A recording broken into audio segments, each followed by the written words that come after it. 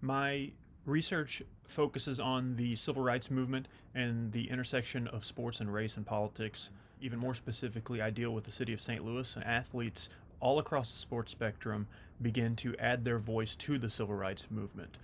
In the NBA, for example, Bill Russell was the first black superstar and was an emerging link between basketball and blackness.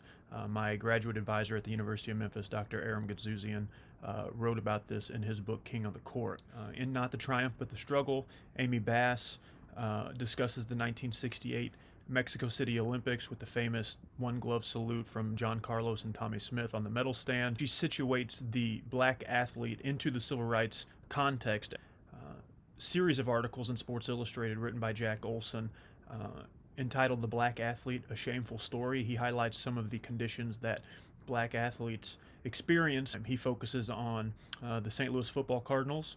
He focuses on the University of Texas El Paso track team and highlights some of the issues. Maureen Margaret Smith's Identity and Citizenship, African American Athletes, Sport, and the Freedom Struggles of the 1960s. She writes that the 1960s were turbulent, brought about great changes in America.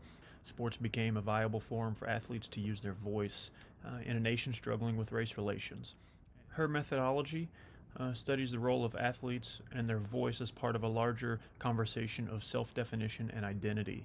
They had full participation in sports, but African American athletes and African Americans wanted full participation in society. She highlights boxing matches between Floyd Patterson, Muhammad Ali, and Sonny Liston. She talks about Muhammad Ali's draft evasion, the boycotts on college campuses by athletes. She discusses black female athletes, and also Curt Flood's refusal to be traded and his suit against Major League Baseball. But her chapters give not only a national context, but an international context, a gender context, and even a labor context with the Curt. She uses many primary and secondary sources, many newspapers, the Washington Post, New York Times, books about the civil rights movement overall to give context, books about the participants as well to give them a more specific focus. The athletic civil rights movement left a legacy, broadened our understanding of the past and the present, continue to push for equality. She discusses the shift also that has taken place with athletes of the 1960s and modern athletes like Michael Jordan and Tiger Woods and their lack of activism. She even discusses the WNBA.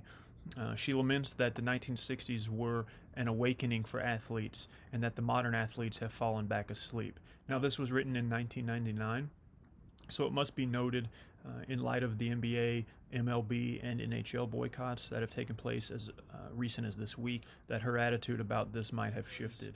Michael McCormick's Full Court Press, Rebellion, Resistance, and the Black Athletes of the Civil Rights Movement gives an overview of African American athletes during the Civil Rights Movement and talks about how they transcended their roles as physical competitors, transitioned into the realm of social politics. And he looks at Jackie Robinson as a racial pioneer, Muhammad Ali as a representative of black resistance. He looks at Bill Russell as a dominant basketball player who also led the intellectual side of the movement. He uses primary and secondary sources, Sports Illustrated articles from the 1960s, autobiographies.